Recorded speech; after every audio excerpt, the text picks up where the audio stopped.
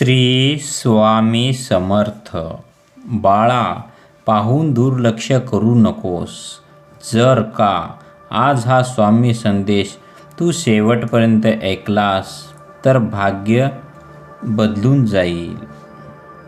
बाळा, स्वामी तुला म्हणत आहेत, पुढील येणारे 10 मिनिटे तुझ्यासाठी महत्त्वाची ठरणार आहेत. जर हा संदेश तू पूर्ण ऐकलास तर तुझ्या जीवनात खूप मोठा प्रभाव पडू शकतो. बाळा, मी तुला संघर्ष करताना पाहिले आहे. मी तुझे प्रत्येक अश्रू पाहिले आहेत. बाळा, त्या अश्रूसाठी माझ्यावर विश्वास ठेव, कारण माझ्याकडे तुझ्यासाठी मोठे आशीर्वाद आहेत. स्वामींचा आशीर्वाद प्राप्त करण्यासाठी आत्ताच या चॅनलला सबस्क्राईब करा. बाळा, तुम्ही आयुष्यात काय कमावलात याच्यावर कधी गर्व करू नका, कारण बुद्धिबळाचा खेळ संपला की सगळी मोहरे आणि राजा एकाच डब्यात ठेवले जातात. तसेच तुम्हालाही आयुष्य संपल्यावर सर्वांना एकाच जागी जायचे आहे. बाळा, स्वामी म्हणतात, नारळाला डोळे असतात पण पाहता येत नाही. कपाळाला कान असतात पण त्याला ऐकू येत नाहीत. टेबलाला पाय असतात पण त्याला चालता येत नाही. बाटलीला तोंड असते पण बोलता येत नाही. सुईला नाक असते पण तिला वास घेता येत नाही. कंगव्याला दात असूनही चावता येत नाही. माणसाला सगळं असूनही माणुसकी दाखवता येत नाही. बाळा, जीवनात कधीच भिवू नकोस. कधीच मनात हरण्याची भीती किंवा हे होणार नाही असं वाटू देऊ नको. कदाचित तुला ते अशक्य वाटत असेल, कदाचित तुला ते जमणारच नाही असं वाटत असेल, पण बाळा, ते तुला कितीही अशक्य असेल पण देवाला नाही. बाळा, ज्यांना काळाचे घाव आणि डोळ्यातील भाव कळतात त्यांना त्यांच्यात नात्याला खरा अर्थ असतो. बाकीची नाती केवळ माझी माझी म्हणून वाहिलेले व्यर्थ ओझी असतात. बाळा, आज माझ्या आवाजात स्वामी तुझ्याशी बोलत आहे आणि म्हणत आहे की तू आमच्यापाशी येत नाही. तुझा विश्वास आमच्यावर नाही का? स्वामीवरती जर तुझा विश्वास असेल तर या चॅनलला सबस्क्राईब करून घ्या, कारण आता स्वामी स्वतः रोज तुझ्याजवळ येणार आहेत. सबस्क्राईब करून तर बघ, भाग्यवान ठरशील. स्वामी म्हणतात की ज्याला तुमची पर्वा नाही अशा व्यक्तीशी पाठीशी उभे राहण्यापेक्षा एकटे राहणे चांगले. आपण जर प्रयत्न केले तर आपले अस्वस्थ मन देखील सहज नियंत्रित केले जाऊ शकते. बाळा, आयुष्य ना कालचे आहे ना आजचे आहे. जीवन फक्त या क्षणात आहे. या क्षणाचा अनुभव घे. जीवन आहे. माणसाचे 7.5 तेव्हाच सुरू होते जेव्हा तो आपल्या प्रियजनांना खाली आणण्यासाठी इतरांकडून सल्ला घेऊ लागतो. स्वामींनी खूप चांगली गोष्ट सांगितली आहे. ना हार पाहिजे ना जीत पाहिजे. जीवनात यशस्वी होण्यासाठी आपल्याला माणसाची साथ पाहिजे. बाळा, माणूस चुकीचे कार्य करतेवेळी उजव्या डाव्या पुढे मागे चारही बाजूला बघतो, पण तो वर बघायला मात्र विसरून जातो. तुमच्या मनाला जर तुमच्या ताब्यात केले नाही तर ते एखाद्या शत्रूप्रमाणे काम करायला लागेल. भगवद्गीतेमध्ये असे लिहिले आहे, जेव्हा एखादी समस्या उद्भवते तेव्हा त्यासोबतच एक उपाय देखील जन्माला येतो. बाळा, जर तुम्ही तुमचं लक्ष मिळवण्यामध्ये पराजित झाला तर तुम्ही तुमची रणनीती बदलता. लक्ष्य नाही. माणसाची प्रतिष्ठा, वंश, वैभव या तिन्ही अहंकारामुळे निघून जातात. विश्वास बसत नसेल तर रावण, कौरव आणि कंस यांचा अंत पहा. सर्व काही असताना अहंकारामुळे त्यांचा अंत झाला. स्वामी म्हणतात, मनुष्याच्या नाशाची 6 कारणे आहेत: झोप, क्रोध, भीती, थकवा, आळस आणि काम पुढे ढकलण्याची सवय. कधीही जीवनात रागावर नियंत्रण ठेवायला शिका, कारण रागामुळे माणसाची बुद्धी भ्रष्ट होते आणि भ्रष्ट बुद्धीमुळे तो स्वतःचेच नुकसान करून बसतो. स्वामी सांगतात, जीवनात चांगले काम करा, कारण व्यक्तीचे कर्माचे फळ व्यक्तीला अशा प्रकारे शोधून काढते जर की वासरू कळपात असलेल्या गायीमधून आपल्या आईला शोधते. बाळा, जर तू देवाला काही मागितलं आणि जर देव तुम्हाला वाट पाहायला लावत असेल तर तयार राहा. तो तुम्हाला तुम्ही मागितल्यापेक्षा जास्त देणार आहे. एका व्यक्तीने स्वामींना विचारले, प्रेमाचा फायदा काय आहे? स्वामी हसून म्हणाले, जिथे फायदा असतो तिथे प्रेम कधीच नसते. बाळा, प्रेम हा एक असा अनुभव आहे जो मनुष्याला कधी पराजित होऊ देत नाही, आणि घृणा हा असा अनुभव आहे जो माणसाला कधीच जिंकू देत नाही. बाळा, तुला दुःख होत असेल तर त्यामागे सर्वात मोठं हेच कारण असतं.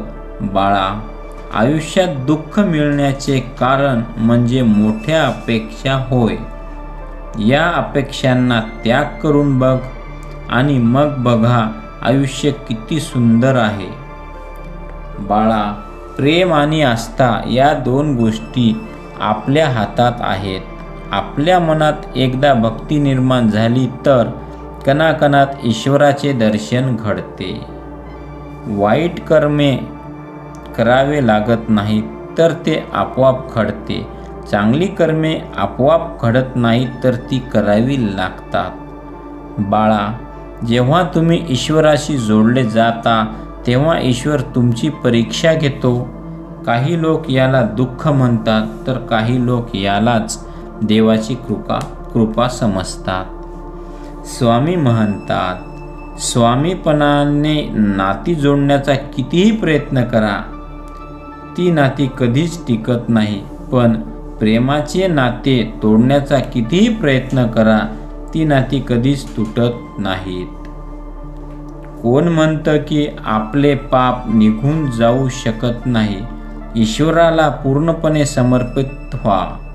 तो परमेश्वर तुम्हाला सगळ्या पापातून मुक्त करेल. जे घडून गेले ते चांगलेच घडले, जे घडते ते चांगल्यासाठीच घडते, आणि जे घडणार आहे ते चांगलेच घडणार आहे. त्यामुळे परमेश्वरावर विश्वास ठेवून चांगली कर्मे करत राहा. आणि जर तुमचाही दैवी शक्तीवर विश्वास असेल तर नक्कीच कॉमेंटमध्ये श्री स्वामी समर्थ लिहायला विसरू नका. बाळा, स्वामी म्हणतात, परमेश्वर चांगल्या लोकांची खूप कठीण परीक्षा घेतो, पण तो त्यांची साथ कधीच सोडत नाही. आणि परमेश्वर वाईट लोकांना बरेच काही देतो, पण तो त्यांची साथ कधीच देत नाही. स्वतःच्या कर्मापासून कोणी पळून जाऊ शकत नाही. कर्माचे फळ प्रत्येकालाच भोगावे लागते. हाच कर्माचा सिद्धांत आहे. बाळा, जेव्हा तुमचा शत्रू तुमच्यापेक्षा अधिक बलवान असेल तेव्हा त्यांच्याशी सरळ ताकदीने लढण्यापेक्षा बुद्धीने लढणे अधिक फायदेशीर असते. बाळा, आजच्या काळात युद्धात संख्याबळ महत्त्वाचे नाही, तर साहस, नीती आणि योग्य वेळी योग्य अस्त्र किंवा व्यक्तीचा उपयोग करणे जास्त महत्त्वाचे आहे. स्वामी म्हणतात, चमत्कार त्यांच्याबरोबर घडतात जे तो घडवण्यावर विश्वास ठेवतात. कधी कधी आयुष्यात अशीही वेळ येते की आपल्याला असे वाटते की केव्हा हे दिवस दूर होतील. का पुन्हा पुन्हा त्याच अडचणी, ते संकट माझ्या आयुष्यात येतात? ते सगळे केव्हा संपेल? मी आता हे सहन नाही करू शकत. प्रत्येक वेळी नवा प्रॉब्लेम माझ्यासमोर येऊन उभा असतो.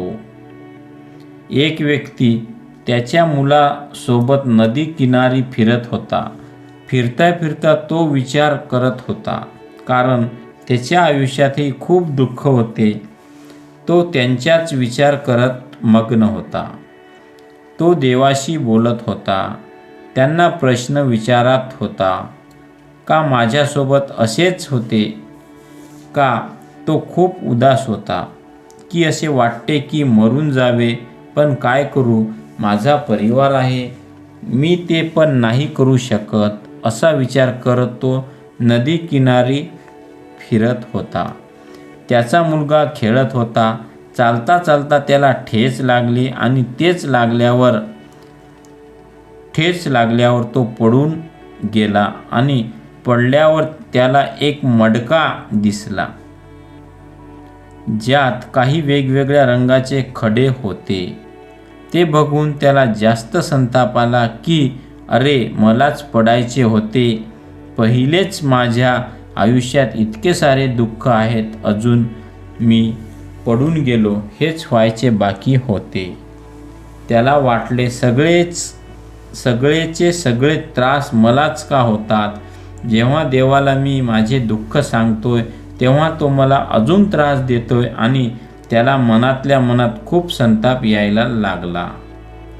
तो दुःखी होऊन बसून गेला आणि जेव्हा त्याला तो मटका दिसला त्याने त्या मटक्यातले रंगबिरंगी खडे उचलले आणि पाण्यात टाकायला सुरुवात केली. त्याचा तो राग शांत करण्यासाठी तो ते दगड पाण्यात फेकू लागला. त्याने सगळे दगड नदीत फेकून दिले आणि त्याच्या लहान मुलाने एक खडा हातात घेतला आणि तो लहान मुलगा त्या खड्याशी खेळत बसला होता. त्याच्या वडिलांना वाटले की ठीक आहे, हा खेळतोय तर खेळू दे. तो म्हटला की चाल आपण घरी जाऊ आणि ते घरी जायला लागतात. जेव्हा ते घरी जात होते रस्त्यात त्यांना एक माणूस भेटला. त्या व्यक्तीचे लक्ष त्या मुलाच्या हातातल्या त्या खड्याकडे गेले. त्या व्यक्तीने सांगितले की तुमच्या मुलाच्या हातात जो खडा आहे तो मला द्याल का? तुम्ही तो मला विकाल का? त्या बदल्यात मी तुम्हाला हवे ते देईन. त्या व्यक्तीला थोडे विचित्र वाटले. त्या खड्यासाठी हा मला काहीही द्यायला तयार आहे. या व्यक्तीला या खड्याला काय विकत घ्यायचे असेल? त्याने सांगितले ठीक आहे, मला काय फरक पडतो, किती पैसे द्याल याचे? तेव्हा त्या व्यक्तीने सांगितले हा काही साधारण खडा नाही, हा खडा खूप किमती आहे आणि याची किंमत करोडोंमध्ये आहे आणि याच्या बदल्यात मी तुला हवे तितके पैसे देऊ शकतो. जेव्हा त्याने त्या व्यक्तीचे म्हणणे ऐकले त्याला आश्चर्य वाटले. अरे, मला तर या खड्यांची भरलेली मटकी भेटली होती आणि मी सगळे साधारण खडे समजून फेकून दिले. आणि तो व्यक्ती परत त्या नदी किनारी गेला ते खडे शोधण्यासाठी, पण त्याने ते पाण्यात फेकले होते आणि तिथे ते नव्हते. या गोष्टीतून आपल्याला खूप छान शिकायला मिळते. जेव्हा तुम्हाला कधी ठेच लागेल ना, म्हणजे तुमच्या आयुष्यात कुठलाही प्रॉब्लेम येईल ना, तेव्हा हरवून जाऊ नका. असे समजा की त्यातून तुम्हाला काहीतरी शिकायला मिळणार आहे. जे तुमच्यासाठी झाले आहे त्यातही तुमच्यासाठी काहीतरी खजाना लपला आहे, फक्त त्यावेळी आपल्याला ती गोष्ट समजत नाही. आणि सगळ्यात महत्त्वाची गोष्ट म्हणजे आपण प्रत्येक वेळी प्रत्येक क्षणी विचारात अडकलेला असतो. स्वामी म्हणतात, माणसाच्या जीवनात असे अनेक प्रसंग येतात की देव